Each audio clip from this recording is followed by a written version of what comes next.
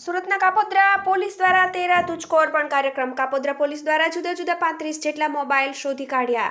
ખોવાયેલ, ચોરી થયેલ અને પડી ગયેલ મોબાઈલ પોલીસે શોધી કાઢ્યા.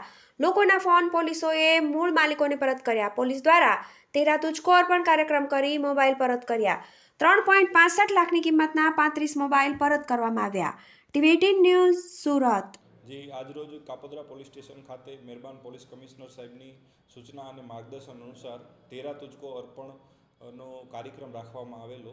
કાપોદ્રા પોલીસ સ્ટેશન વિસ્તારમાં જુદી જુદી જગ્યાએ ખોવાયેલા, ચોરાયેલા, પડી ગયેલા જુદી જુદી કંપનીના મોબાઈલ ફોનો કુલ સંખ્યા 35, જેની કુલ કિંમત 3,65,000 જેટલી થાય છે, તે જુદા જુદા મોબાઈલો મળી આવતા તેમના મોબાઈલ ધારકોને, મૂળ માલિકોને આજે તેરા તુજકો અર્પણ કાર્યક્રમ અંતર્ગત મોબાઈલો પરત આપવામાં આવેલા છે.